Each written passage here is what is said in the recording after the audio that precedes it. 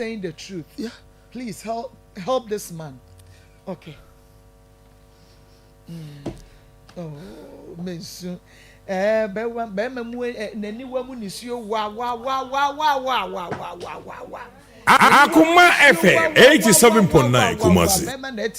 Akoma FM 87.9 Kumasi. Mr. Saw me yirimu ho na master ne nso o si case ho no nyame nhira no. O de yefa akwan bi so bebre. But aban asem timi mpesa mechiritiri mu ho. Enti oboa me na mitimi hwe oba no. Kakra minya sika to ni nro no. Enti yeguso na fe mahu se ye delay time so wabra wa nkwa adwuma na ebi ampanimfo be besi akire na o ma adwuma ebetimi ayi na di ti dem ye ni okay ti mi sorry anopa me no maton me ka no ena da ho ne yatito nro di Akoma FM 87.9 Kumasi na ma dware na hye na tade hye ne mpaboa na mkita ne nsa for exercise na ya nanti free fie ho eco school mu ho tina se ya be yi no ya be fie ya free ya yi no ne ho aye ne den kakra me yi no na nka yenya mo nesu but mi ko buhye bo ne odifo ata okosere o mo se ahwe a ye be yi na di nti yesre o mo ma ye mrafi na o mu a ne aba sorry god nti me de ne ba fi ne na o se me ye ne sa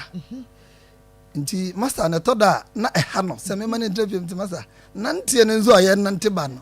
ebe boa no nti me so ne nsa frifie be kwansini ba ko ni school mu ho Akoma FM 87.9 Kumasi na masan yakọ sa wia na body ya na mapepragea na mde na sim na mde na bafie me ne sa no so be 2-3 months na afei me anso ne nsakra ono a timi nante na kasa ne ne nyam agirim ada ye share ye ne se ehonom e di asembeba before o ka kire me se me join ne dan no ma ye nye no emra me ne hihye ye ne se odimidi be ko paper ne so bidia o ma ye nye o ka se jai wo fie na ka wo ma me ya ma wo kuro mo no yes na mo ware de ya aboa no na ne de no mo nye mo ya wafo e yes. mu mienu mo de yes Akoma FM 87.9 Kumasi ati se odimidi kongrata ne so bi ansana mapene mayaye enti na ka 4 days to go nti sangrata ne ye de to ho wabra ya anye ana me ba na yare ne nsu wo mu nti mi mpagya ne nkogina obi o yare se onko ye krata nti na yare no na mani wo so a okay nti afa mi hu se afa wa ye okay ono a timi na ntiko school ba dia ene na ma me ebo na o hye me no ye nko ye krata no nti sabre no mum ana me ne mienu ne ba boy ne ka ho ene ye call Akoma o mo boss krata yi 87.9 Kumasi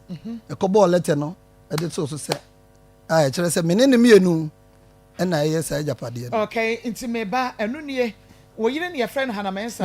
yo ene na Hana Mensa house number plot number bacho mofa ento TV no eso emame house number plot number 87 block B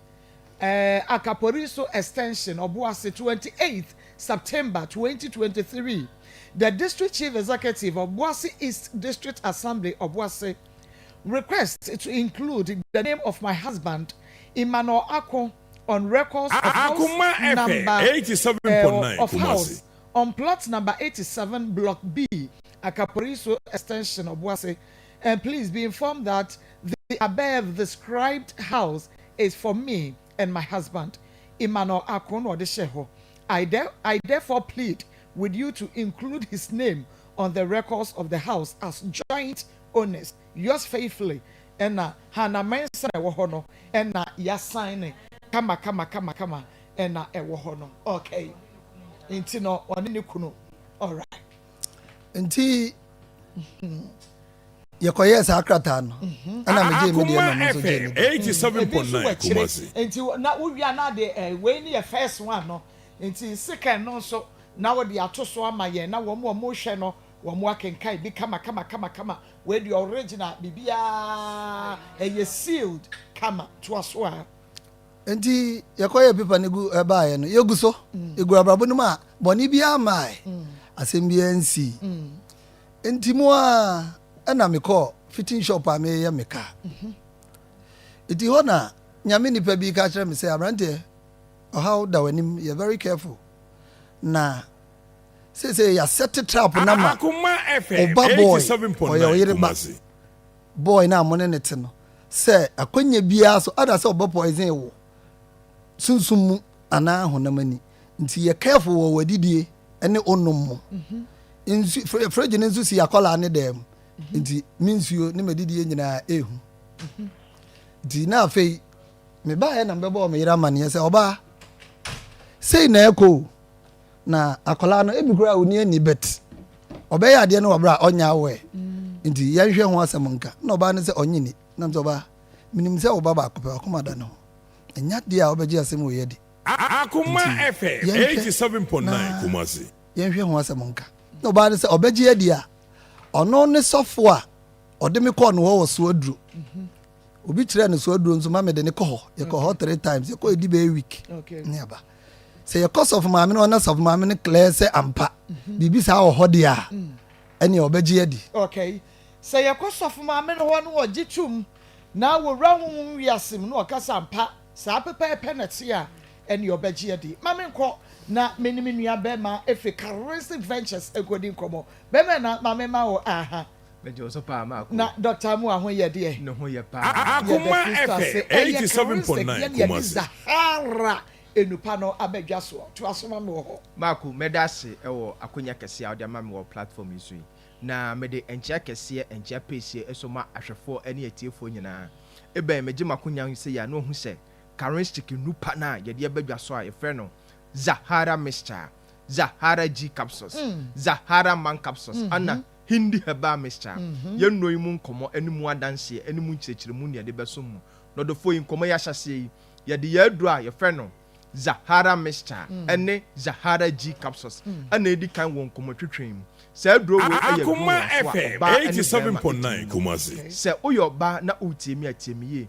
oba bi wo ho a ontimi emu ne nsa ontimi enya ne menses oba bi so wo ho a onya ne menses a dakrope na atwa eba ne saa na ohaw pa no namu ewo na awom se oyoba na uti ho na ontimi mu nsa na o menses no so entimi ma oba de bia meka aduro bako pe ana beboa eno ane Zahara mixture ene Zahara G capsules sa oyoba so pa na wo ho na ne obetena ho ma infections pa adokoro oba bi wo ho a infection bi te se gonorrhea syphilis and Akoma FM 87.9 Kumasi. eba ne saa etimi eja no jonso ya yawo etimi so ma ensansan bi a ho nya nika etimi egu na himfie ho sa oyoba na infections hawadwen na wakon akon uhun sisan bia wo ma ba o last stop na aba adura ababoa wo ene Zahara mixture ene Zahara G capsules sa oye bema so na wo ho na infections hawadwen bema bi wo ho a infection bi te se gonorrhea syphilis aba no ho a etimi ma ensansan bi etigu no bema no ho prekesen etimi so eja no jonso ya wo bema bi wo ho a eba ne sa o jonso na o na o chim ansa na jonso na etimaba o wa bon se jonso so eka ne ntentem bema bi so wo ho a o wa bon se ensufita na efiri ne bema mpa eba na amane hunu pa na ohun bema bi so wo ho a etimi ma ekuro nketenkete bi ene ensansan bi eje ne bema no eboso sa wo ye bema na innam yare ene wabetena no akon uhun sisan bia wo bema Zahara mixture no ene ni G capsules no ya ye aduro no se ebeboa wo uni problem wo dia ne se obekɔ drugstore pharmacy shop herbal shop bia ben wo se wo Zahara mixture ene Zahara G capsules na sa aduro we esa ye aduro won so a eboa odofo bia ono nko a bo se de bia odwale a na yesede bibi enenam ne ho no na yesede ahokeka nketenkete ne ho akeka na keka no saa de we wako odofo utisa bacteria infections bia ene wabetena etete wa hawadwen no Zahara mixture ene ni G capsules no aduro no abasa ebeboa odofo bi so ho a owo weak immune system me pa chesen ono nko a ubonse de bia wa ye mere oye bibi kakra bia 87.9 Kumasi. walking distance kaka obi akwa wonte brententem no ubon se oye bibi kakra bia na ohuna mane ono nko ade bia e wan ketenkete cold kata ana ha na dwen ono nko aso ubon se onya infections a edura obi afa infections ne bekọ a emma biem no ubon se ekọ na ba odofo utisa edura ebeboa wo ebe boost immune system no ama onkomwa no anya hoden se de be ya yale bia antimi emetwifa wo so nko ene Zahara mixture ene Zahara G capsules odofo bi so ho a Akoma FM 87.9 Kumasi. Huna mane aduane so to ne yema na amane hunu pa no namu odofo utisa na awesome eno abetena na tetew hawadwena me se obo se ko ba bia to oduro Ghana ha se eye drugstore pharmacy shop herbal shop bia ben wo se wo pe Zahara mixture ene Zahara G capsules no eno ne adura odofo no ma o se bia ahye nipadua no so ache no ebeyi ni nyina e de free ho odofo utwa aduro no na unti bibia se anase uhia chechiremu bi anase bibia e kire wadwo so a o de free na mai 0246 Akoma FM 87.9 83 83 34 34 0246 0246 34 34 83 83 34 34 0248 0248 56 56 93 93 35 35 0248 0248 56 56 93 93 35 35 other four na man so the screen so to the fa bibia e kire wadwene so bia onti ase no ye benya adagye ne a kire mu na ye bekọ ye adura ye de badwa so a ye frɛ no Zahara man capsules na sa aduro we ye adura eye natural herbs a ye se de boa ba ma sa uye ba ma na 87.9 Kumasi. aya na de bia man for kase memedurados ayampa na Zahara man capsules na edamu soronko sa uye ba ma na ne upe memeduranom a emfa insunsanso bia enkobere odache emfa tipaye bi enkobrew emma nipadua no wo nya sesesi a bema mesrew use Zahara man capsules bema bi wo ho a premature ejaculation ene na betena tete no hanadwen eno ano no eba ne san na animguase na aka no se ne wife mpo anum o to ne san a na eyemhyehye aka no efiri so onim se twewtwew ebekoso onim se oba no ebebefu se wo ye bema no wa ye mere na premature ejaculation eno wa betena bema wa duro eye ba ko pe Zahara man capsules se wo ye bema so pa na weak erection hawadwen se bi bema bi wo ho ehyem na adwo eba ne san na ne ho yira no se wo ye bema na wo tesa na weak erection obema no entimi entwa kuruse enni mensam dia bema mesere wo Zahara man capsules no ya di aduro na base ebeboa wo sa uye bema so na wo ho na sisi yale pa ene wa betena bema bi wo ho sisi yale chenchire che pa ne tano so tete no hanadwen entimi ema ni nni mensam sa uye bema na wo tesa ko ba bia to aduro Ghana Herbal shop pharmacy shop license chemical shop bia mewo wo se wo pe Zahara man capsules enu ni adura bema onoma ebeboa wo mereye bia waye ya twetwew ebon samra ne se wa minute bema no eduro no ebeyi ni nyina e de free ho odofo ye bekọ ye adura ye de bedwa so a ye frɛ no hindi Herbal mixture na se aduro we ye aduro tatatwe papa ene upe malaria fever adura odofo ebeboa wo onom ye na no start enya yaresa ene hindi no odofo bi wo ho a ono nko ade bia nanum aye nwonwonwono ontimi endidi enye kama ode aduane to nanum a 87.9 odofo bi so ho eba ne sa ono nko ade bia bonse nipadua no aye hyehye na aposo nyina eye ne ya ubonse tipaye pa na amane hunu na ohun odofo otisa wodi yakoba bia to oduro Ghana ha wo se wo pe hindi Herbal mixture odofo bi so ho a typhoid fever pa ene na betena hanadwen wakko aye krankwate ne so odofo mesi tumuda uni problem fa hindi Herbal mixture na eye waduro ko ba bia to waduro bia na hindi Herbal mixture odofo eye nubra ahodo ane yakeka bom atwetwe mo hoden ane ade aye usuga level na FM wodi anum hindi Herbal mixture eye aduro abeboa o regulate usuga level no odofo bi so ho adwuma oye na eden me pa kyesen ogina ententen eche ɔyɛ adwuma wɔ agya ho ɛba ne saa na de bia ama na pom den ɛwɔ fam ɔdɔfo te saa wode bobɔ hindi herbal mixture no ɛno ne adura ɛbɛboa wo kɔ baabi a to aduro bia wo se wo pɛ hindi herbal mixture ɔdɔfo saagye na mesini biem 0246 34 83 34 0246 34 83 34 0248 93 ɔdɔfo de bia meka mentene ho ma yare no ɛma wo nyamɔbɔ tuanamɔ na pɛ currency nupa a yɛde ɛbɛdwa so a yɛfrɛ no Zahara mixture any Zahara G capsules o no maduro na o de mixture no ana be mene G capsules no ebo a boost immune system no aside to infection bi ase any Zahara man capsules ebo be ma bi a waye mere any hindi herbal mixture ebo odophobia malaria fever typhoid fever ene na betena ye nupa ya topete Ghana ha efa ba bie ton drobia o akra o call Kaisi drug lane shops e wo nyina 87.9 every pharmacy o call Ashtown Imulom Blazer Rekwa Danny Herbal Freddie Men's Herbal o call Asafo a have made pharmacy o call Bogoso Pharma Unique Herbs Takra de so AA Mensa Sir Charles Crisis the answer se Ghana ha ba bie ton drobia obenya ye ndonu bi ato na me sha obosa onu madro na obaya danse na waka se charistic adro ne ye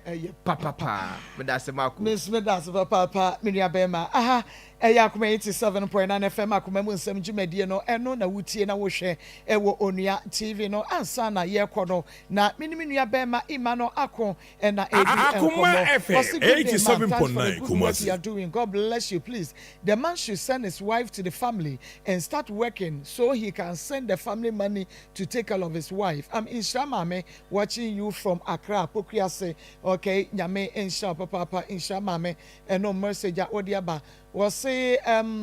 trust in the Lord forever, for the Lord himself is the rock eternal. Stay blessed. Okay, may that say Ima. Okay, it is a say mwako we include you say wo ka ho nukuru ne wo ono na aye japade no eno na ure fi ya Akoma FM 87.9 Kumasi nti yete wasomdwe mu Akoma FM 87.9 Kumasi ne ba no asem ne ba ye no a ye course waduro no a maame ne nso hye mu kena se onim saade no but onim se oka adentutu ye o ha obeba aware ni mu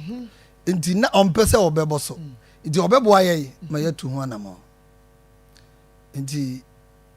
me yesa na oba ne se ene yemfa ne ba ne nka ho nkoi nam se no o papa ho do ye ne nete nanso papa na ankasa ho nti wo de ne na ye me problem for now ma me mfa wo nko tena ho Akoma FM 87.9 na fe ye betu akola ne nso ho de anamo a na yetu oba tan bibehu se anya ne de de nti amanye sa de no na akola no ni ani de de mame nti na fe akola ne ho do afiri mi mu secret ni nyina no but obawa mo be wo hia no de o ma hu so wo ba that's it ye ne akola na tifie a 2-bedroom flat okay and ye team nti ye guswa aya ye na sa fie wura ne ba se o beton fie no nti e wo se ye ko han dan that time yiri nso mo ano nti untimi mfa ne ko han obi dan onye yare fo se woni fie 87.9 I don't know sana me dwen ye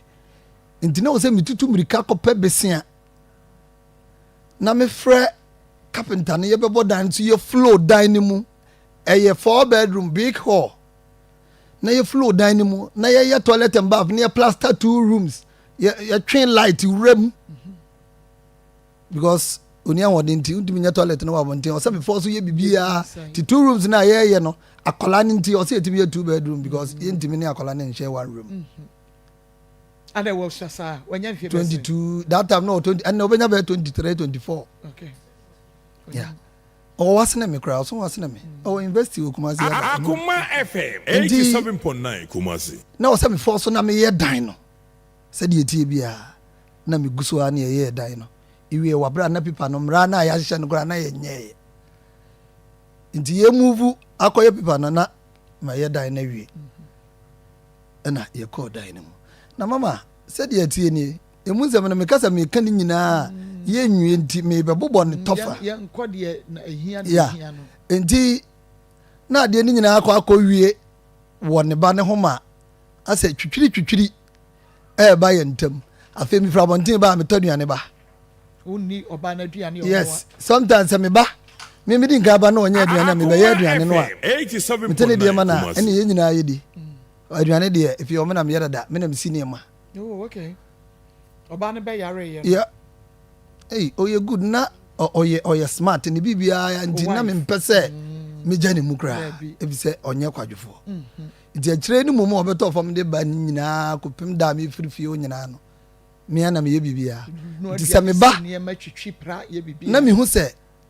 ɔne ne ba no aka mutira bom ɛwɔ kitchen hɔ nom a daade no menni aduane no metɔ ma aduane nti na ɛyɛ ahwɛ yie bɛ mebɛdi nkan ba na mbɛyɛ aduane no deɛ a mebiem Akoma FM 87.9 Kumasi. Na me nso mepere me nkwa nti yɛgugu so a mewɔ hɔ a mebu a one day meti ago mepɛgya meti na bɛrima bi ɛwɔ gate na no ɔsɛ wɔyɛ sɔfo nti papa wohwɛ wɔn ɔsɛ ɔbaa me ba kesben hɔ ɔne ne bɛdidi ɛbɛkyɛ nyame asɛm me ba ya ana mefrɛ me yere sɛ ma obi aba gate o na sei na teɛ na ɔso onim no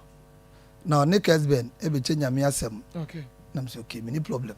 nti papa no bɛ fie hɔ na mebɔ obie ɔbɔ punum na mebie no a mema no akonnwa na mafrɛ me ba no ama no because nya me yere nti na ɔwɔ hɔ sɛ mɛkɔ akɔda no makɔda sɛ mɛpia no mapie afei deɛ de mehu yɛ ne sɛ me yere asɔre afiri Roma asɔre no a mene ne kɔ no ɛkɔ ma na sɔre ɔba ne ne ba ne bɛkyɛ nyame asɛm yes eti one day me nua nso ama me si dan ama no okuma ase ha eti na Friday bia me ba na Sunday evening na Monday early morning na me kɔ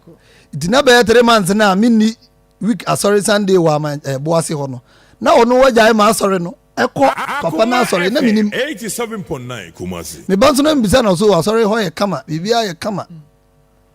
eti one day Friday bi ofura adwuma bɛyɛ na ma no aduane manko ma makuma ase na ma no aduane odidi awie mahyɛ mabɔ na ma na ahyɛ atade aya ne sɛ ɔtiti hɔ no ma ebedidi nkoma a ɔse me ba nam so kɔ he ɔse me kɔ asɔre wɔ he ɔse man na asɔre hɔ nam se no yemi no obi nkonya obi yebetu ye ne a apart from adwuma a yemi no ye ndem beti bibia me ne omi enu nti sɛ wo ba bi kɔ wabra me nya wɔ ha mempene nti me ma won kɔtena se yiri ne na mo sa ho 87.9 Kumasi. aya nsa me yiri de otie ma asɛm nti me kɔhwɛ adi mo sɛ bi a akɔtena hɔ a nyɛ sa na so ɔden nti me kɔ ani mo hɔ a me yiri oni hɔ me frɛ na fo wɔmfa me kɔ ɛna mu sɛ ɛne ɔkɔ asɔre hɔ na deɛ mɛyɛ bia so ɔfafo na frɛ me sister panin no wɔ abukyerɛ hɔ no ɔyɛ complain de ma no okay iti me frɛ sister sɛ sister mɔkuma na mɔsusɔ ne so no afei deɛ ɔyɛ ni o afei me yere ne baa nadwo bɛyɛ sɛ 11 mekɔka na ne buafu sɛdeɛ memeyɛ no medi agorɔ bɛma obi adi no me yere hana mensa sɛ deɛ memeyɛ no medi agorɔ bɛma obi adi no sɛ mekɔ kuma ase na wokɔ kuma ase wɔ nima de kora a wobɛyɛ ne kuma ase okay ana no wanya gay wɔ kuma ase obi abɔ na ma ɛne ɔno abɛhu ka meyi na no okay nti sɛ wo yɛ no wanhwɛ yi asɛbia so asɛbia nya ado ɔbɛma obi adi no I see nti hɔ na ma amadwene kɔɔ so sɛ ɔbaa ansa na ɔbɛbie na no ɔbɛka biribi sei no na wɔkɔ dadadadada onim nea ɔyɛ ansa na wɔkasa nti m'ani hyɛ aseɛ sɛ ɛto fam na yɛ Friday Saturday Sunday anɔpa mekɔ Roma asɔre hɔ no wɔno ɛpie gyaa me mekɔyɛ oni asɔre dɛn ya mekɔ Roma asɔre dɛn mekɔduru asɔre dɛn no mu a onim nti merahye fast sɛ mekɔ saa asɔre dɛn no mu akɔhwɛ sɛ wɔ hɔ ampa mekɔɛ na meyere ti asɔre dɛn no mu wabrɛ a meba bɛɛma a ne mmom nka ho ɔte akonnwa so ɛna sɔfo no ɛgyina pulpit no so early morning na obi amae yɛne sɔfo no pɛ nti mebɔwuru asɔre dɛn mu hɔ no na merahye sɔfo no wɔ pulpit no so ogyina hɔ bɔ na mpa asɔre ma ne mai obiara ma na yɛ sɔfo ne me yere no anam sɛ papa sɔfo Akoma sei na yɛ nyame adwuma 87.9 Kumasi. nyame frɛ wo no sei na ɔsoma wo sɛ yɛ nyame adwuma wobaa me fie sɛ wo ne me baa yɛbɛkyɛ nyame asɛm afei deɛ yɛ dan na me yere firi me ma sɔre dɛm te wo asɔre dɛm wabrɛ a menya wɛ me yere no so ɔni ahoɔden o ɛwɔ hɔ a ɔkompleni na mapagya nde no kɔ hospital yɛfiri hospital koraa no 2 weeks maayɛ nti sɛ ɔba no biribi bɛyɛ na sɔre dɛm mu a wobɛtumi aka ho asɛm anaa ɛti be careful ɛnɛ yɛ wo last maba ne sɛ ɔguamaa nti sɛ wonim na sɛ meyere bɛtena sɔre dɛm mu bi a meba meba ne sɛ gyataburuwa mɛba ne sɛ gyataburuwa hɔ na mpɛ no wɔse sɛ sɛ deɛ papa sɔfoɔ maba ne sɛ ɔguamaa na sɛ woanyɛ w'adwuma yie na meyere san ba hɔ bie mu deɛ a ɛneɛ mɛba ne sɛ gyataburuwa na kyɛ sɛ bɛrima bɛni abrɛ okay ɛne na voter catch because sɔfoɔ deɛ wɔsa woyɛ w'adeɛ deɛ tene voter catch na mede ma wɔ bɔmmɔdeɛ sɛ wode bɛbɔ wo nkwan peewa no na kyɛ sɛ deɛ wode serve no deɛ wode yɛ ɔkyɔbaa na ɔbaa deɛ wode ɛyɛ wo nkwan wɔ mu kaase wɔ no bɔmmɔdeɛ sɛ wobɛyi so ɛyɛ voter catch yɛ fresh tilapia no wɔyɛ nwi tilapia de akye so ɛno nti bɔmmɔdeɛ a na ɛberɛ a bɛgye Tropo Farms Limited wɔnom ɛna de fresh tilapia voter catch ɛnɛ yɛde aba bra o bra bɛtu bi kɔtɔ ne boɔ ne da fam na ɛfɔ papaapa no nsuo so ɛdɛ 0544 0544-346-976 na jo deɛ TIME ɛyɛ time ɔsɛ yɛde brato yadeɛ ne so enti wo yare malaria time Herbal bɛpam no wanum ato na wontumi ne di anasɛ honam yɛ a wadra ɛyɛ time Herbal measure do pani ne ma de hu na kyɛ sɛ apokyɛkyɛ ateɛ sene so ano do time HH mixture ne capsules ne so ebisti immune system ɔbaa anasɛ bɛrima wakosuo kuma do ɛnwo agu nsansa wo nso wadro no na ebisti immune system no a na ama wo abre bia no wo apɔmuden na bɛrima wayɛ mmerɛ ɛwɔ mpɛmu a wo nso time HH mixture ne capsules no ɛyɛ ma wo ɛma ne mɛmɛ nyinaa aduro nti yɛnto gu so ne yɛmfom sɛ bratɔ no nom na yɛnya apɔmuden abre bia da Herbal pharmacy shop wobɛnya bi frɛ 0244-417669 0244-417669 na wama wo nsa aka bi na nei mame ɛnka nkyɛ wo sɛ kwagye bosia ɛnsi ho bia ɛni ho ɛyɛ bills microcredit ɛno nti bills wɔ hɔ deɛ obi ani wɔ bɛtena baabi aka sɛ ɛna menni adwuma na menyɛ sika nyɛ adwuma ne ho nneɛma bills sɛ deɛ ohia no Ghana card wo deɛ mɛto susu ne ahwɛsoɔ ma sika ɛfa kolatra bi ama ɛmɛyɛ hwee wo deɛ ane sɛ woba a wobɛkyerɛkyerɛ mu deɛ nti aba bɛgye bosia no sɛ ɛtɔ yɛ adwene mu a na kyɛ sɛ yama bosia ne wɔ Ghana card pa yɛ gye ne yama obi na wo nso deɛ akɔ akɔyɛ adwuma ɛno nti frɛ bills 0596920833 0596920833 na ɔsɛ meka kyerɛ sɛ bills no wɔn bɛtoto ano obi sɛ sika no wode kɔ akɔyɛ dan enti wo yɛ a wo sɛ o megye bosia no na me de akɔfa AFL deodorant roll-on na makɔ akɔtɔn ɛne ɛwo ka ya no ɔma hunu sɛ ampa wo anisuade hunu ɔmo bɛnyɛ ɔmo sika ne back ɛsan sɛ AFL no deodorant roll-on no wode si dwa so anasa wode si dwa so anasa Akoma FM 87.9 Kumasi enti wode ɛfrɛ bills ɛwɔ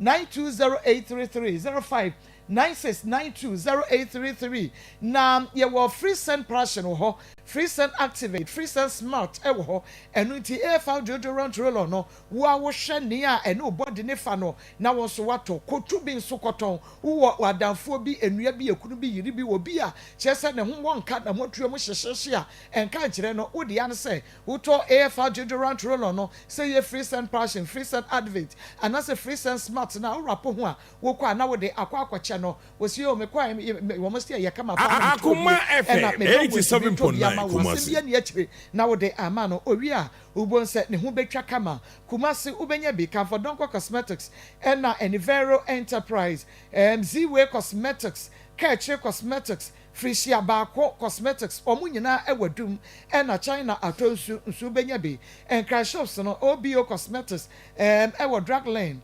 TET perfumes Cantamanto Mother Cosmetics ɛna Mrs. Akoto Okanshi wɔn nyinaa ɛhɔ ɛna wɔn water cross the shops no ɛyɛ Carlos supermarket ɛna Stanford Cosmetics wɔn nyinaa wɔ Market Square na Akoma Royal Enterprise 87.9 Kumasi fresh 0544-726882 0544-726882 number one saka be Greenfield Scientific Herbal Hospital ayira safie no ho ɛhɔ ne yɛde no brane nhama ɛne no ntini ɛna yɛde tutu yade ase deku etu yade no a wodi akini enei wunya no aduro na wabamu abuo no ɛyɛ Greenfield Scientific Herbal Hospital hɔ a ɛna meka fo ama so yɛ wa doctor fo won fidie kuni ni ya yɛde tu yade stroke ɛne wɔba wɔnwo bɛma wɔnwo lab no yɛyɛ kidney liver test ahodo ni nyina yɛyɛ bi ɛhɔ yade last stop ɛyɛ Greenfield Scientific Herbal Hospital 87.9 Kumasi last stop fresh 0243-983-906 0243-983-906 number one so on sap enka wonom na World Vision Ghana any Vision Fund Ghana say nipa bonfo bia ba watafre nkrofo adwere ho na wobu wonom fa so mu wani subiri won mese wada enei say unya message anase wo bi frɛ wo na waka cho say World Vision Ghana anase Vision Fund Ghana yenie ne yebema abosi ase woni pakro ni hu kato ko no na keka bi kire no dome no ai keka bi kire no waya kronfo enu nti wo de obi sa afra wa na wo de wa wo hwe na de Akoma FM 87.9 Kumasi Vision Ghana number ni 0508-352-002 0508-352-008 World Vision Ghana 0302-232-603 0302-232-603 na any one any enkomo so for Herbal Center cross doctor and ekasa kire wusese no watena kurase ya che enu ti aduro no wonimu yie wakase mpurepu and na hye so hye nti okaso obesa oyade a ene one time quick yade no away one na ekoro no yade recommendation no e de aba Herbal Mixture way eye tatahwe se cross doctor aduro no obomode na anum bi akoko Akoma FM 87.9 Kumasi be adwuma yo abra won tebre be ma waye mre onunu bi eboa wo benya bi ewo ba bi eto onuro bi Akoma FM ase wo ba ha wo benya bi Oteke FM anointing fast food nka we friendments ke o Sax Pharmacy Patase Blockhouse Promise Herbal FM e wo benya bi Free FM ye Tachima manager da chehene ene akwabia wo magi bi de agu Oteke FM ni anointing fast food for 0248672271 0248672271 na ekwaje record Herbal Mixture ne be na no go so efi na home ese wonum ba mu adaka papa na de wodi hye no a ana wodofo no a wafiri mu no atomu a wokokwesie no a nyankofo be ba na no 87.9 sa adaka we waye no ye be ye hu bibia de ama kama se ye flowers na wo pe hwire enie ambulance enie wo pe drone ye de video yi ne enie chese se wo pe MC e de ama yi no na afi wo wede ya enie aduane ye be serve wase live band no won ye manyina kotu ade be hyefuru ni nyina no ye benya bi ade ama e wo gospel fi no home na chese waye hu ntutu ye bibia wo hia bia no wo de bra ye ho onko ba bi nkofa bi agofo manyina no ye wo bi e wo ho a ye betumi abo wo asafo ye ben labor ye ne cocoboard edan no e na hwe ne mo oduru ho a bisa ka Akoma FM 87.9 Kumasi 0322006221 and that's 0243-737-457 0243-737-457 na any one any commercial so ema me say grow fine wo be no grow fine mo jaduro no na esese we ni pedua na kama ye de koko na ye ene ye de nuane nuru agumu we na ne won sata ye utititi nya na se me se wada no grow fine wo ye adwuma e woja ho no grow fine wo ba wo kofikyira wo te ya wo me se wada wo de any grow fine fichi krom how bia no ye grow fine ye man memedro adanse no edoso ye papa enu nti bomode ase wo be fre Dr. Grofa so wo pe enchemu 87.9 so ebro me de yisu a na wa fre doctor e was 0244-596532 0244-596532 na wona Dr. Akasa mama sai emra imasubiem ima enti wakọ en waka kire sofo se sofo me ne me yire na kwa sore me ne me yire mienu obi nkonya bi ohunu me yire no wahunu me enye yade a woyade ya na oda dem a menkwa me pia enko obi ehunu me nko a enu nti oba no ma ne nyai ene maba ne so oguama me sa ba ne bia mu a jataburu wa yenko Mikasa no nanka minim se 87.9 me don fu ibe sorry afu asori dan ni mo di machi ana sofo no mpo bɛka kyerɛ me yere sɛ awura baabi a keka kɔ na yɛkɔ bɔne nti sɔre kɔ anaa wodeɛ kɔ fie anaa even yɛpɔn a mene wo nyinaa bɛkɔ wokunu wɔ ne na kɔkasa mepɔn roma sɔre yɛkɔ 6:30 pɔn 9:30 ɛbaa fie me yere ba na abɔ 2 ayɛ ne sɛ mehwɛ akyire sɛ bi a ɔyɛ sɔfo ampa deɛ a nka obɛdi akyire abɛka biribi anaa biribi a because mehu sɛ ɔmo kɔ bɔne mekɔto wɔ mo wɔ asɔre dɛm na nka bi akɔmatɔ yɛ mu nti ɔbaa ne firi sɛ bi a ɔbɛpɛ roma ne bio ɔbɛkɔ saa asɔre no a ɛnyɛ force na nka meni problem wɔ ho but mante hwee ɔbaa ne ka kyerɛ me bio sɛ ɔka kyerɛ me pi deɛ ɔpɛ ɛna ɔbɛyɛ ɛna mefaa phone ɛna mefrɛ ma ase bɛɛma sɛ ɛkɔn a ne ba ne de ne nam so no mempɛ wa no waka kyerɛ me sɛ medi agorɔ a ɔbɛma obi adi no afei ɔne sɔfo no nanteɛ bi a me suspect nti ɔne ne ba no a mekasa a mempene koraa na papa sɛ ɔno koraa wɔba abɛsra yɛ ohu yɛ akyɛ na papa ne bae nti meyɛhyɛ sɛ na wafrɛ ne papa fi sɛ ɛnom no na de kasakasa anwummerɛ kasakasa wokana meka ba nti na meyɛhyɛ sɛ wafrɛ ne papa no dada na papa no nso aprepare ba nti meyɛɛ na papa no sɛ wɔba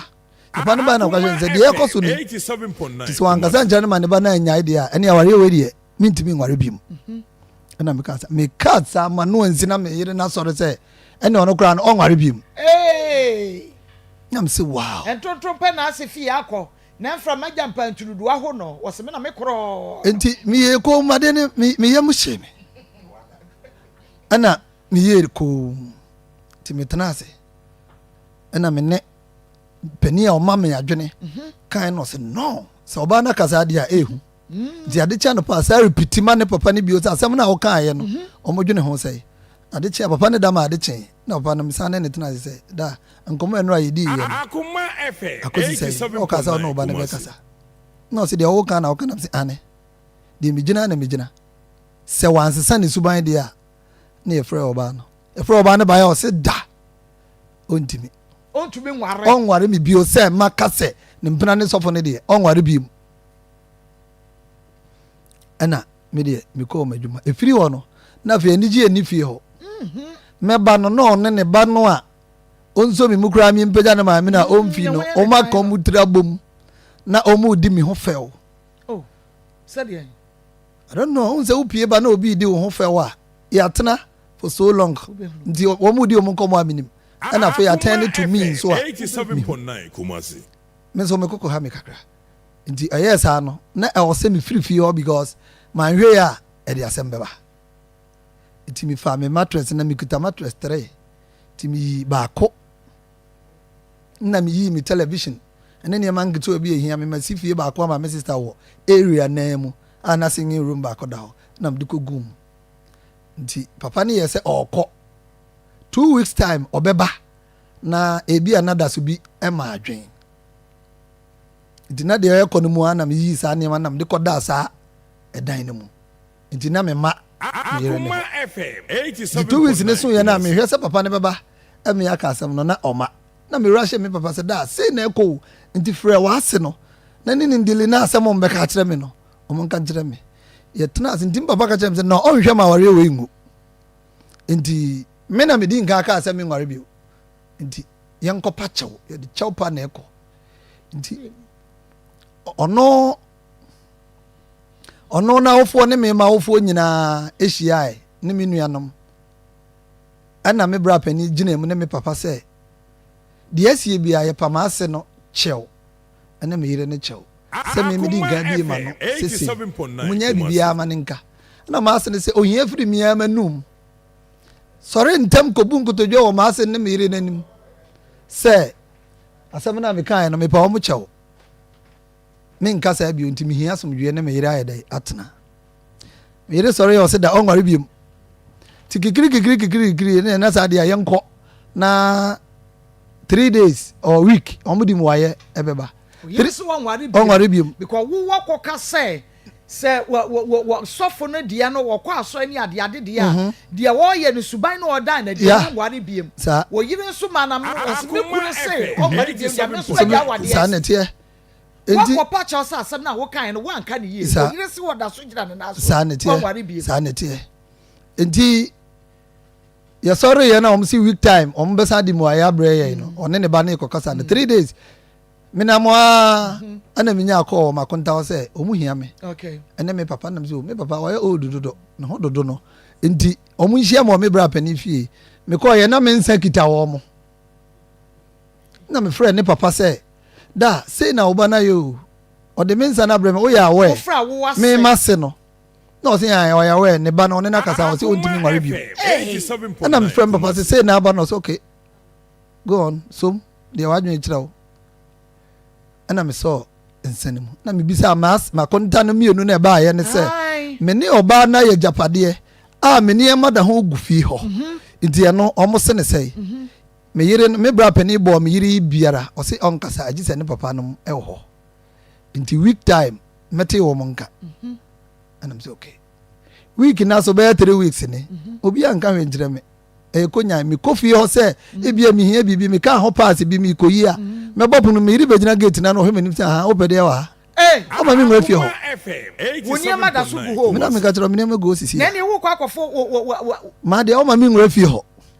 mbepede wa ha efie no a wono a ne wo kọ ball letter de wudi ka ho no o ma mi ngwe fie ho se die enti wo beku no ana what threaten no ana me nya ni me threaten no enti me pa ne chawa se me ne wo sem ka enye gidigidi ayeboko ndi omie me ena obie me ti obie me a me wura mu na me bu nkotodwe na me pa ne chawa se oba ma brew in fact ma brew dodo enti me ma wonko je bibia mu na bibia nka ko hot twice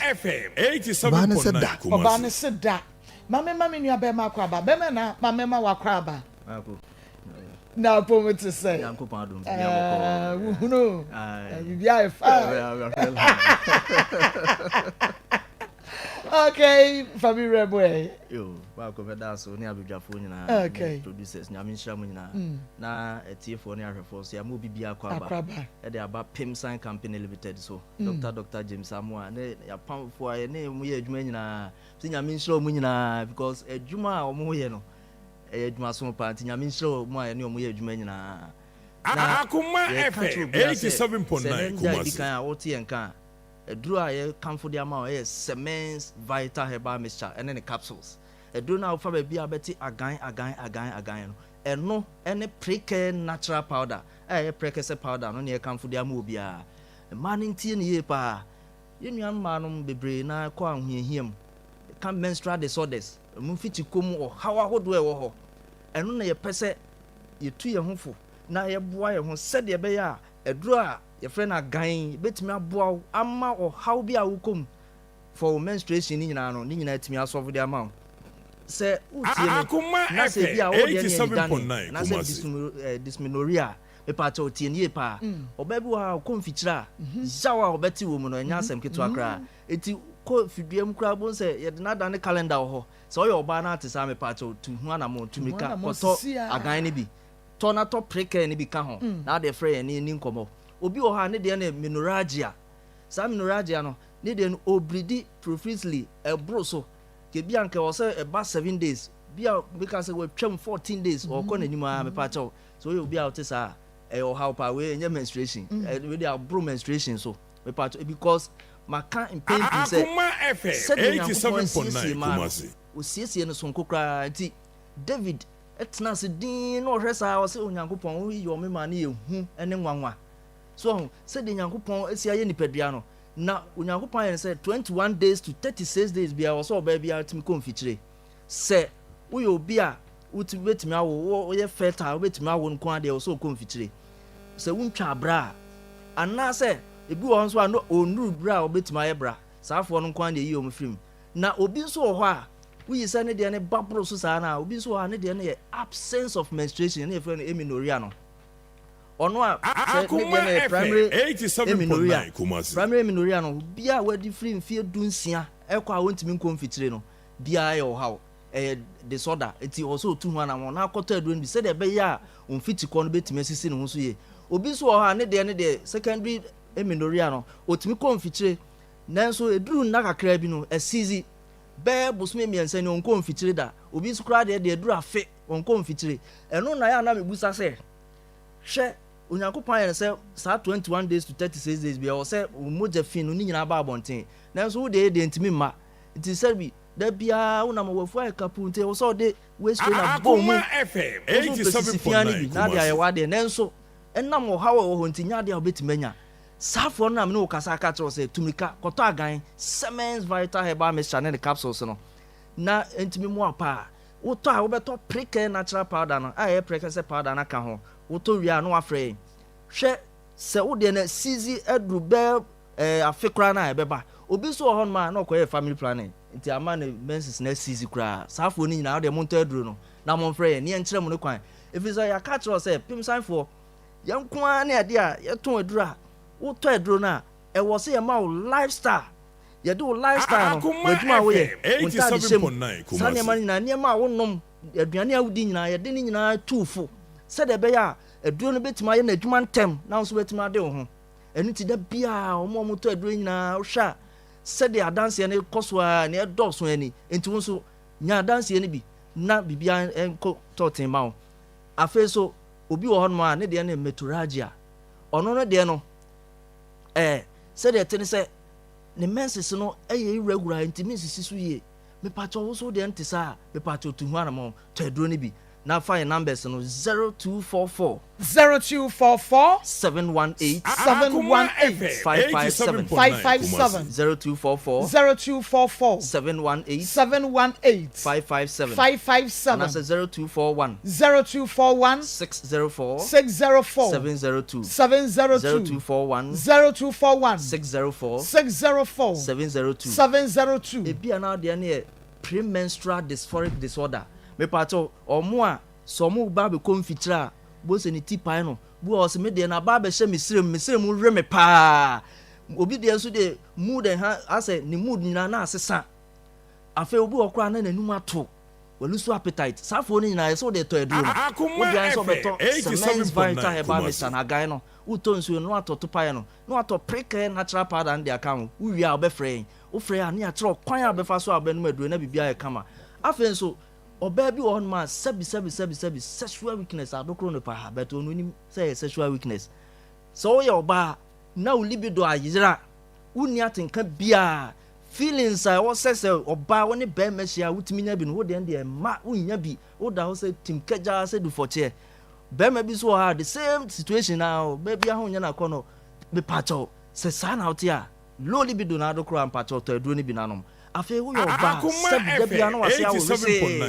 me pacho se oni be me shema na bia wo se be ma ni be ma hu nyina tutu akuro ono so onye job me pacho se basa e yo how pacho to aduro ni bi to na aduro ni ntimi mo a ma bibia anye kama ma na wetimi de ajo points pa afi so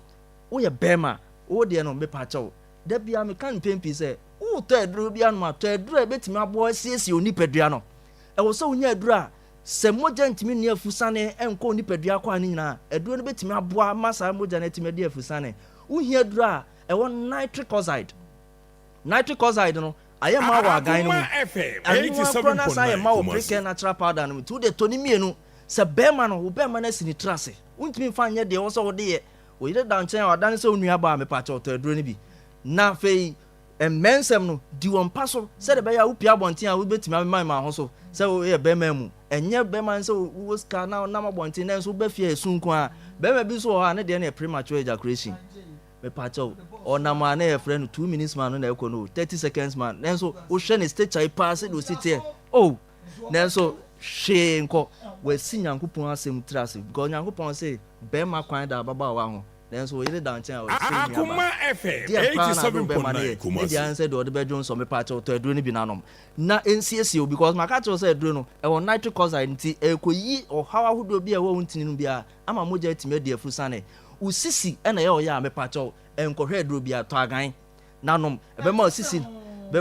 no bibia de dadin aka kama de ama maku afenso obi wo hono ma ne de ne sciatica ne to ase na twetwe no me pacho obi anto aduro da bia o se obi ne di na ti wadwam na wato na aduro me pa cho yare na yare make us any pay wonya diabetes ben refi hu say wonya diabetes a utimi nya diabetic nephropathy entin no mu wonya hawo Akoma FM 87.9 Kumasi spinal cord no a besini na ase oh hawa pa wonya no me pa cho de se to aduro no obi wa ne nsa entitriti ne na entitriti me pa cho we ya o se anansi ate no anansi su be a yenimi apart from entintan a utimi tam me hu sa anansi atam bibi kese bia na utimi abeso nan no nsa yare na yare to aduro to cements vital herbal mixture and capsules no now the author no afraid because ya catch us say ye na be sama lifestyle changes ye be tro waduane die mu unu say be bi wa or the belt mia ni mu German burgers tete no most of the belt mia ni mu sa be ma we ye den ya wontimi ngu ma ni because Akoma FM 87.9 Kumasi count beba because who restrict ni pedua no umma bibia ntimi mflo sa so na oba bia o de restrain na mia ni mu bia ono so wo hawo ma o mo se mu ka sensa asie wo wa o mo nyina so wo hawo da ko be shara ba be fa dress yinta de shem ene ye health mu be shara ba be fa ho no kwa ne ahade obi kra nim se awo onwo no bo pe mu ka sensa shepa high heels shepa bebre etilte wo mu na enya de se wo ne be mesia ensuo no betimi aba besia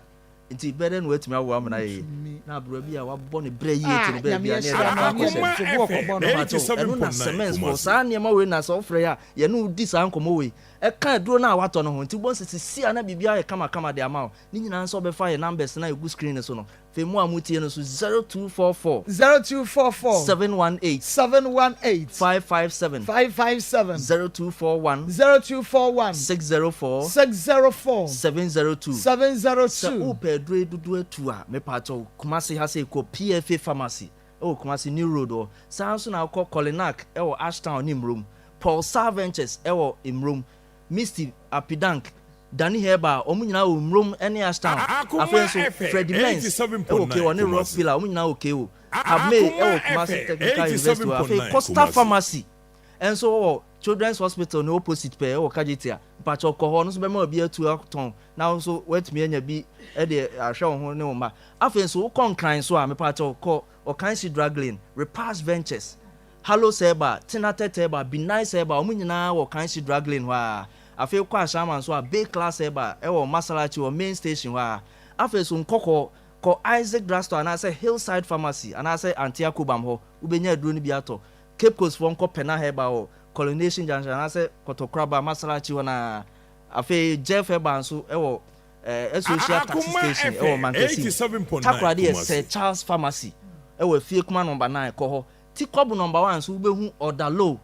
afi Cote d'Ivoire Tikobu Odalo na san ko bie bi wo honom takwa so eyo wa asabidro fie se o pesa afo enyina number se de be ya obetumi atu aduro no bia na se obeto no baako ade frɛ ye de ni nyina be ma na bibia ye kama number na 0244 718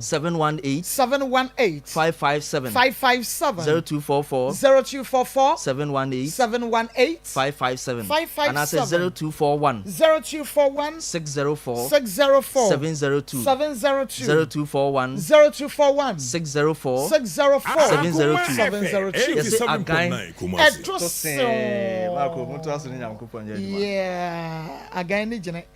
okay Akoma 87.9 FM Akoma mu nsam dwumadie no eno ene de brewo no na go san hwa na go hwe no onua TV hye so ema me enua be make case no me say ye giata ye ni ase na ye de akire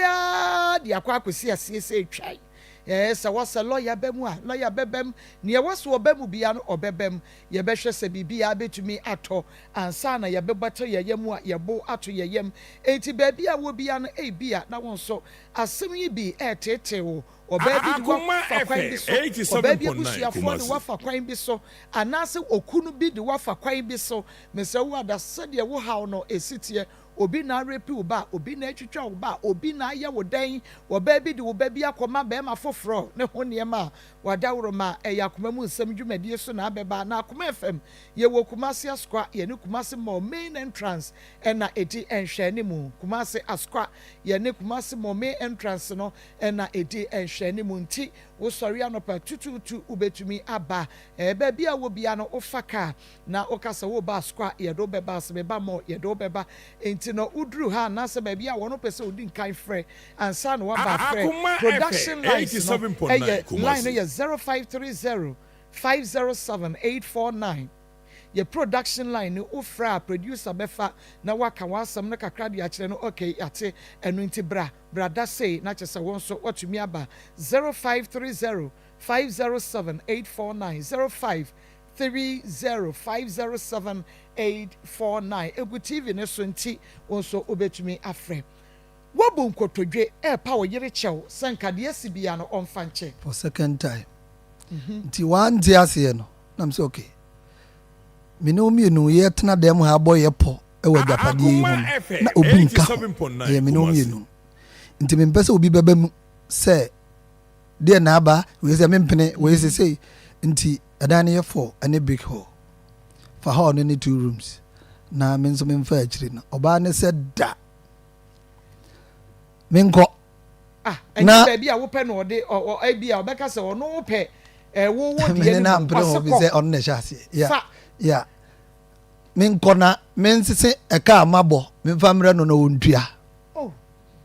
say no yemi oni ya plan say ye de agya nchirima na data masase na me koto no na ye 65 and me kura na asase ne nam 300 million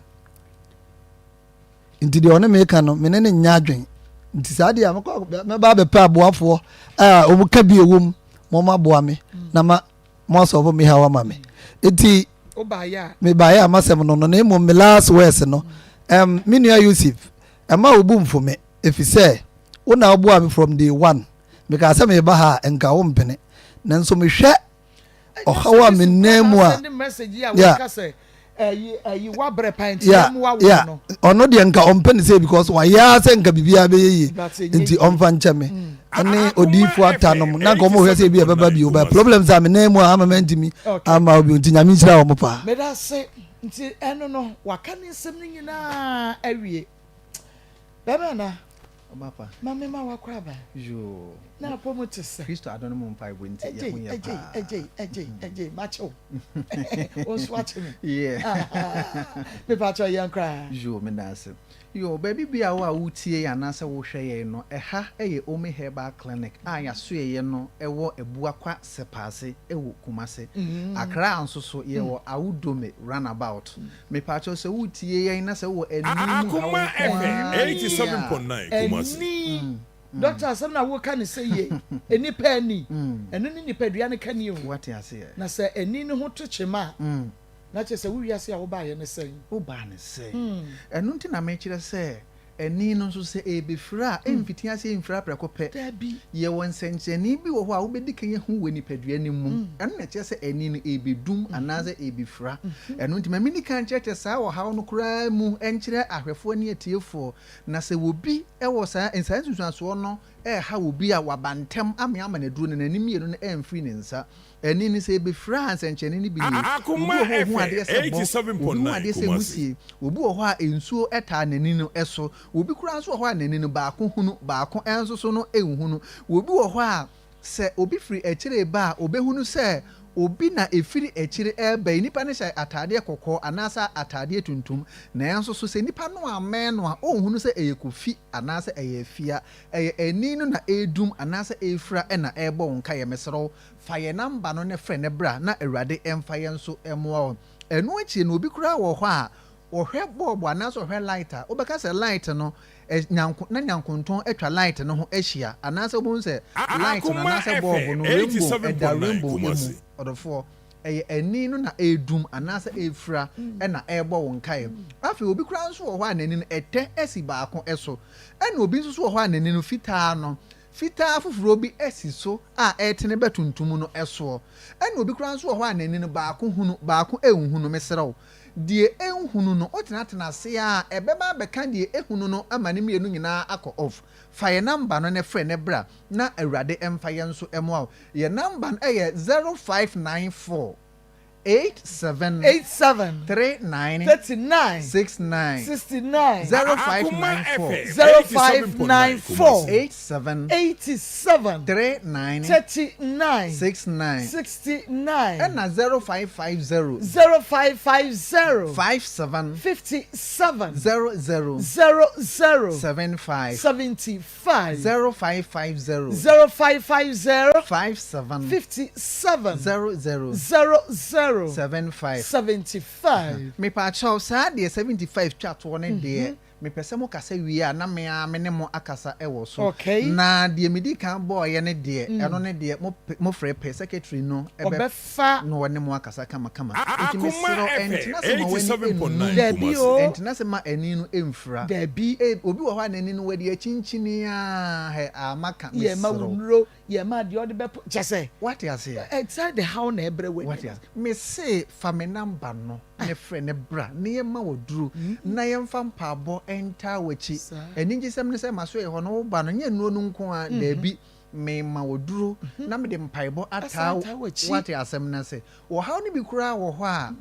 uba wani na edumo no mesrew enye yare ye bi ho a sunsu bi na ta akire e bi ho a wankasa mfom nso obi enti etiefo ne ahwefo ne bi adanse ye se obi ho a ne no entutu no enkeka na enwo no eni ne nya ne ya enso so eni ne nhu ade na de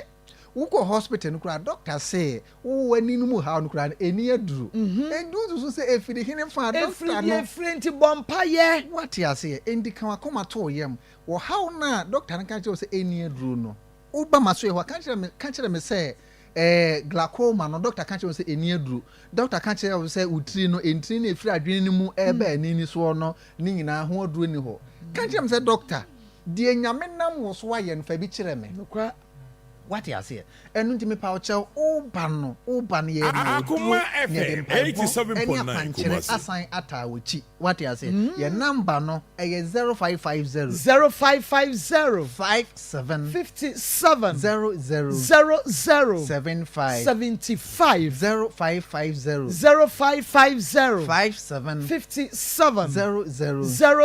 75 75 and 0594 0594 87 39 69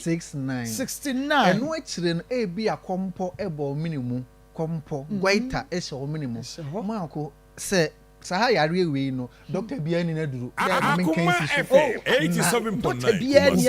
aduru de be man just a surgery na ene ya mamba ha say no mommy se obi ba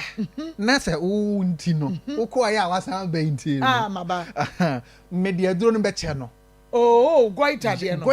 ya de chew just na omra metena afidie so na amansa nyina ehu se eya ampa ehye ne minimum na memfa aduru ni ma no ne yenhwe na dodo a ebefiri ho akọ mami unti enipa ne mra wo ba na camera ne twa na ba TV ni so mini yes na amansa nyina hunu se ade no ehye ne minimum ampa na me de aduro na ma no me de mana na wo twe yenu achi 87.9 what you say na be wukom wo ba to kom ye kama na obia ehunu se papa de bokom Debi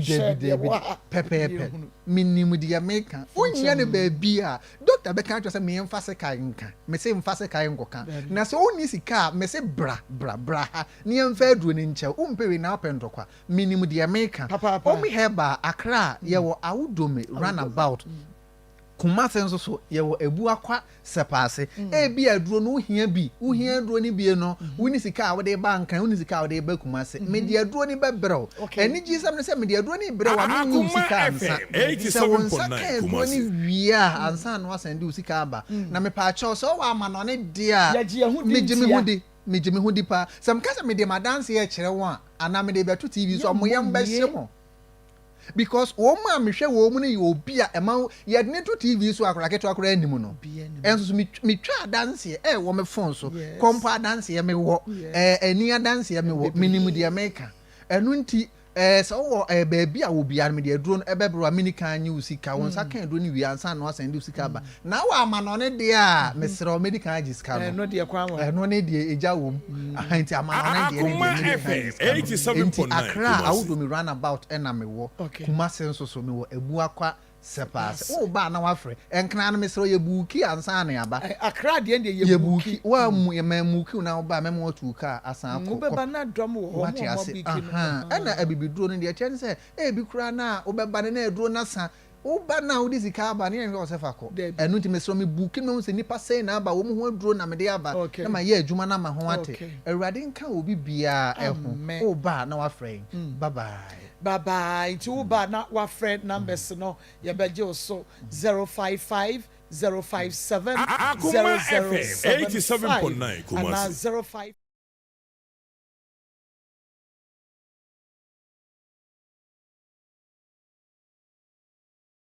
you just saying share bi me da say aha Akoma 87.9 FM Akoma mu nsam dwumadie no na wo tie no na wo hwe enso ewo onua TV ye ne nua bema ima na edi nkomo no na asam no ene me hyeda na me se onka ni nyina mana no nsi na afei ya ba ensembisam na ye wi a wona edi se ye fra wonum no ya fra wonum live yentwa ye ho emra na Akoma FM 87.9 Kumasi. ya bre no abedwafo abemu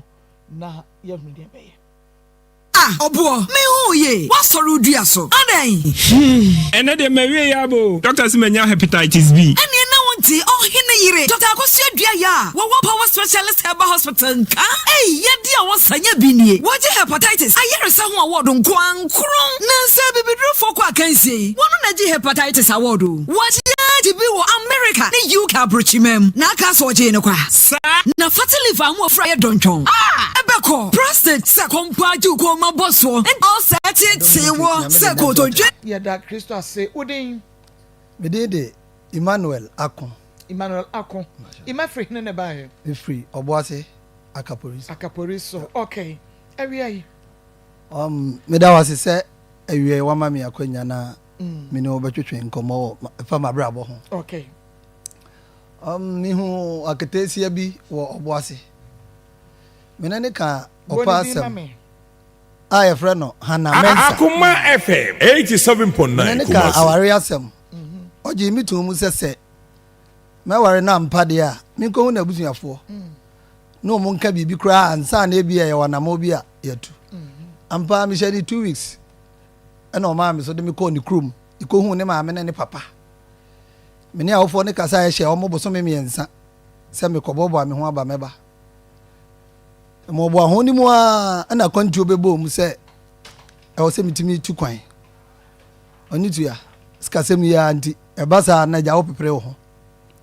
nti me kura madam fo ne ba na m kasa grobi na odi nti ma Akoma FM 87.9 Kumasi. nti me wo ha no friend me se me visa na ba o na me se wow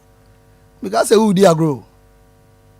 nti ene na wo se me bo me yira mane nti mate me bo me yira mane nti me bo me yira mane no. In fact, na hani ye. Se madada no. Obi amaka se meware no na mahia bosomi mienza na bosomi mienu achi. Me pese mitu kwan na msoro ja ne hode. One me nya adwen. Nti in fact, emu oya. Nti ya ma me ba ko ho enam ne soma. Ono nso ne kasa ya metimi ne tena ye no.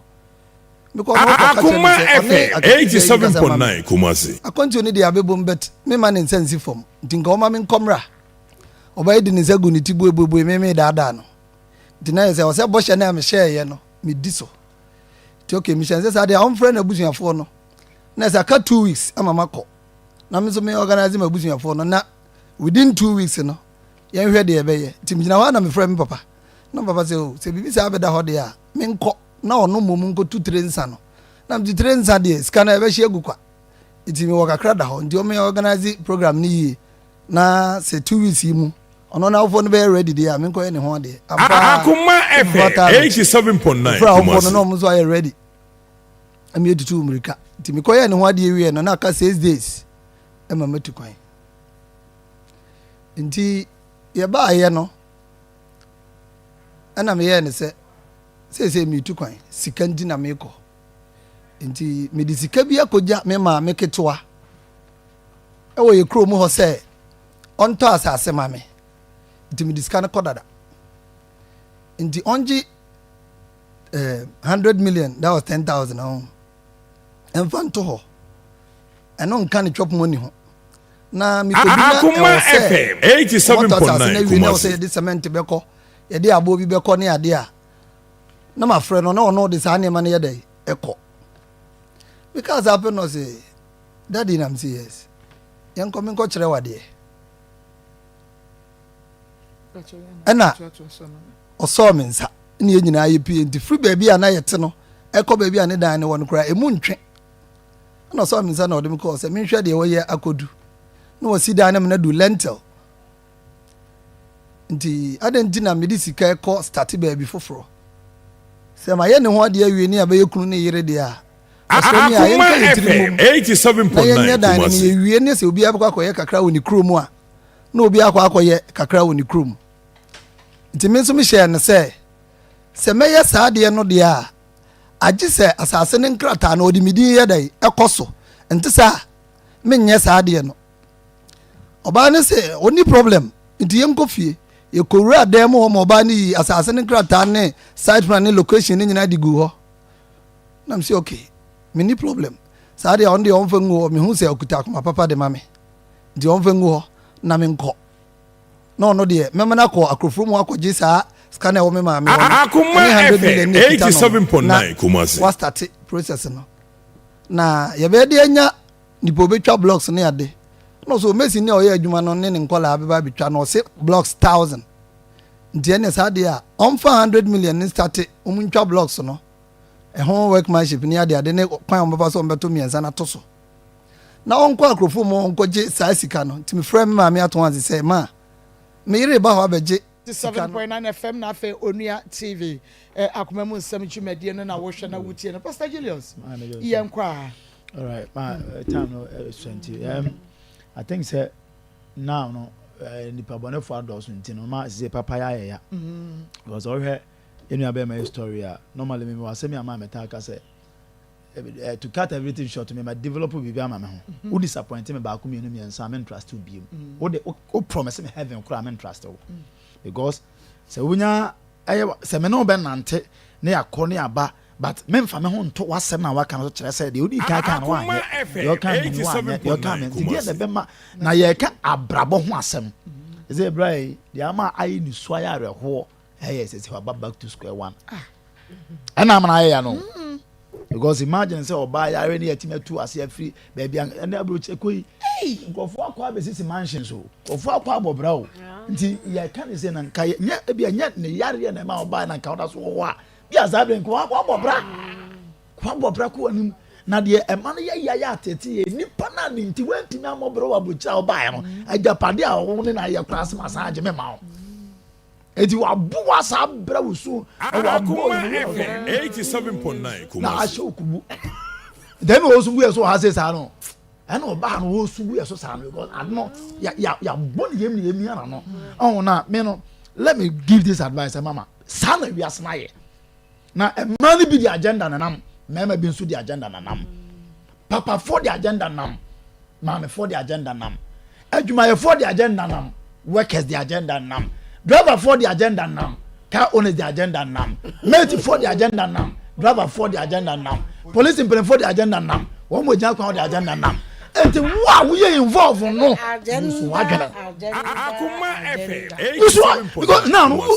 it is to say, yeah, but like the one about the last person or baby baby bama kwasasia na. It will be the last. And to me kofi amete me fa me ho kote. Obana wo be medema wo sa adwen we na dan team. Etini ya me no nam no me hihye madam die won nchen na wonsam de na wo ka no so ye ko ne ye ba awie yi ne be hunu chale ne tenten enti mesere say ye betena say amana it say I say ade boy because when you on the kan ababa we ya de awoye it is even possible say no won adwen dada it is possible person won adwen dada assemblity say abani tribodi oh mama say ye tie no but yes ha say sapa o de bra yi dia but point I'm making say ma say te sanso a eye won nti na bra na bra bo abegina bi etu be ma oba ayo medo ene na wa wie ye be yese na ope ana oba da ho so aha na asem wo ye da ho so mama ye no so nje se ho no yira na ho no okun na mum da ho so kire se o kina bi ene o ma sesa ahwe ya na nko wie oye ese se wo de fie no ko na de ye kan bibia wie na se mkrata se bibia na ye se ye mfa ma wa ese wo be afina be sha brabo ase ma ebe mere sa ma no enye mere sa na na me wie ne se won so a wo de agenda nam no yes nyech de sere nyina na yesi ka Akoma wo de wo fi se ya wa we ma beating no ma jedan no ma jeda me manya ka semfa na oba te se me so ye santini ko be ba be chem santini ba te se wo be mu kwase ma je wa je ma me wo nkyere bo asase so nya me be tuya ka papa ye nim se te sa dia na mu se ente sa no afa ho na mu se te sa dia ene na nya me be tuya ka wo beating no wo meeting nko ba bia okay agree Marco me ade we me asem we kra me nti ase e na me nti ase so nwie da e na this year asem we dey this year to aso pa e free say e dey to aso da say dem frefre one na was frefre one nyina ne say Akoma FM 87.9 Kumasi o yari brem na be ma etumi atena won chen o pepa wo ho o de wo ko o de wo ba ye wa ha kra no obi wo ho na ne ho dodo ne kakra bia na be ma adwane agya no ne hododo ne kakra bi bebre si yanim oba ne ha ya na ya kakra bi na ba ma adwane agya no ba ma wo tumi tena wo ho na wo pupu na wo hwe se bonwo se monwo ni nyina wo hwia wo na brabom anu eden enti ye nim yare hwe se de esitie enti se watumi atena wo ho saa mere we mu a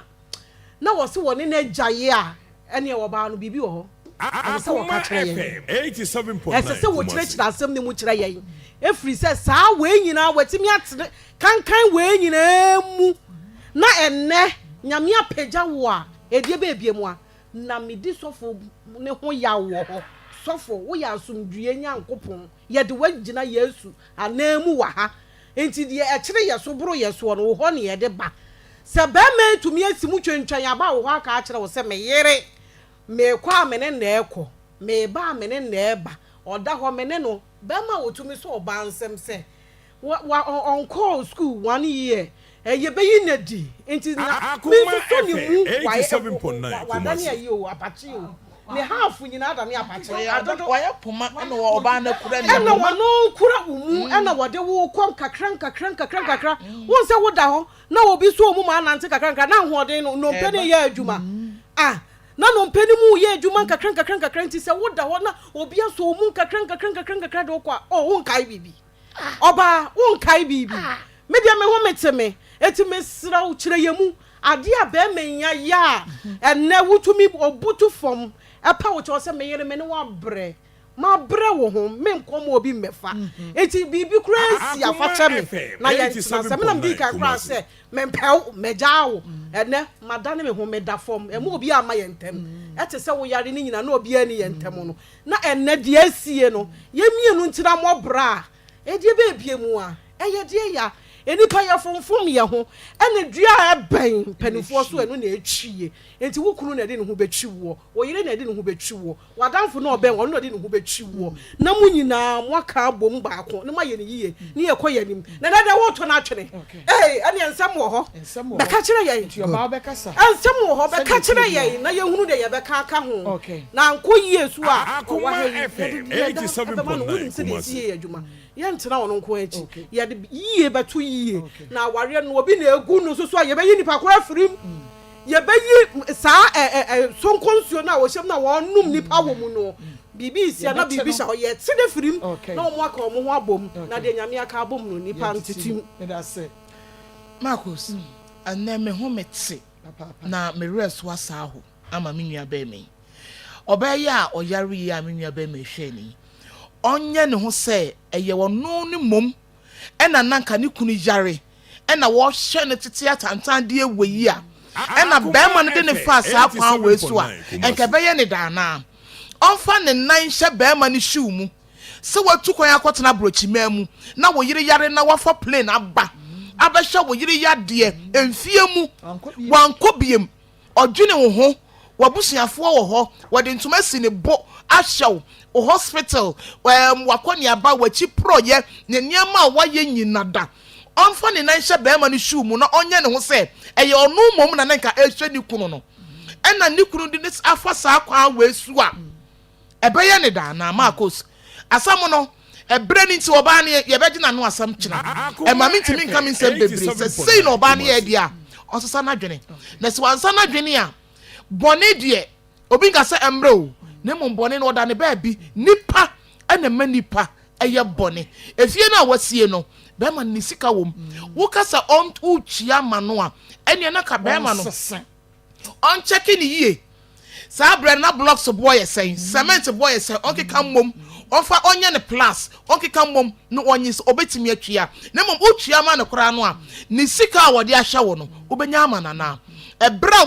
waspɛdi wɔ wo ho no wobɛtumi de ne brɛ no ama nana ɔbaa no wɔnkɔ n'akyi no ɔmmrɛ biom ma ne fa no ne ntu abusua na abusua gu awadeɛ ɔnye ne ho no sɛ wanhyia ne kunu yi a ɛnka saa berɛ nka nadaka mu waporɔ ɛnka saa berɛ nka nadaka mu nkoaporɔ yɛbɛtoa so kyena nti no me se wo a menim sɛ asɛm wɔ hia because messages a aba me phone so wɔ no meka sɛ meka mede ibɛ one a ɛna bɛkan ɛde awie 3p garlic mixture na meka fo de ama wɔ etu pressure ase boost immune system no wayɛ kɛse stroke ɛntehyewa wafu na ayɛ kɛse wodwo so ntɛtɛ wodwo so a wote yaw ɛduro baako a yɛde garlic ɛwoɔ yɛmfa nsu yanka ne yɛmfa nsigya so a yɛ natural etu yade ase ɛyɛ 3p garlic mixture daniel ba Mr. Colina Capidan Angela's friend 0248 928824 0248 928824 na yɛbɛkɔ ahoma ne so na afrɛfoɔ so abɛ mesra mu ada yɛbrɛ nti so obi nso pɛ bia akanti wofrɛ na wotie radio na se TV adwom volume no lower no sɛ bɛyɛ a ɛbɛkɔ waawa na bibi atu yɛ kama enti phone lines no ɛyɛ 0243114497 within the baby akasa yes Robert with Robert me ka se fi kochu France me me chan ibo ta tu ma ko ka ke me ken yan se o se yi ne ba ya no titi ya papa o tu mi se ye nua ba no na dwen no o tu mi se so fo na dwen na ka chira da no e ka so se ye ba trust nya mbo chi na de yi se nua ba so na no asem na ni o ba kan so ya kama bibia ya kama Nyamisha Robert pa oh kafra went to me and you know so 0243114497 within the baby akase free hello baby akase free oh kafra okay mama nko so within the baby akase free yes I'm Benjamin so me ka taxi of ben ya so 87.9 Kumasi so Jamaica ni se someone reacting now for this na video come out some de na ibe afi madam afini ni so me da se pa within the baby akase free hello within the baby akase free if I tell me ka se tin kranza na me yesi if I tell ni abema na nyamisra no pa na waye wo ne yere ho na oba no bi boni tua ne ka no onya bibia manyankopon na minimi so ade na asoma beda mo so mi wedi na asoma ma no me da se ye bedi ama ne papa panso within the baby akase free ma ko ye fa me justice da o tin ka tafi agree justice yo yeti ma ko nyamisra mo pa anya adwuma mo ye me ti wa ke pa ma funu su pa nyamisra na asoma America na se asofo bi ma aba yesre wo mo sa wa man free ebi ko fa wa ye ni hisensem ana ye ni abansi ente ne nka o kira mo fe na yesre no o meki se na asem tie because e be ma bra hu say na we ni say a to anka no fe kra law of kama e ni bi that's ma me so me da se hye ne so me se hasta me sha ene ne capsules no all satan fo nti wo de hye bia na wankasa wodofo bi e wo all satan mo ko ana enko a wo de ekɔ ne kɔtɔ edre ne nom ebetutu ase ana akɔtɔ ma no ebetutu ase hasta me sha ne capsules no wo benya bi atɔ ba bi eto nro bi afre 0240 238310 0240 238310 wodin ba bi akasa free no good afternoon good afternoon Boso, musuma jenchen dey. Bon fe besia no. Mambla na no so meka na nima asam. Me yente na asam de besia no ya kla. Me da se papa udi ni ba oh kafra ahoma no so ayehye we dey ba bia kasa free yo wacho me dey so for forcing hello for me pacho yeti yo me pacho the meeting na me say me kasa free takwa oba no me tun say openu kunu bet anafufo bi no mo epon yale no onkyere mu nkyere ne nuanom mama no onkyere mu nkyere na mfo so na me kɔ toilet ma bama na de ne nsa so enti obi na ma na adwombɔne bi otire enti sanyame adwom na bia nkwakye na ɔte na ɔba na saba papa ebi Herbal clinic se eye ete ene yade e be ma wa ye mre oba ofrichi crohn's so hypertension stroke prostate liver anasa kidney yade yi bia fa ba bia fa bra ebi Herbal clinic ye betu ase ye kwada so dwena se ye ben main market no ada sanso na doma hinkura be ne Beneza preschool ho ye ne apia ko because store ene bofi pam fre ABA e was 0541 565 199 0541 565 199 na any woman in Komo udin baby o kasa free Akoma FM 87.9 okay hello udin baby o kasa free udin baby o kasa free what you here okay well tie ne ho yemfa de otwa to within baby akasa free hello within baby akasa free your family yima because free pikus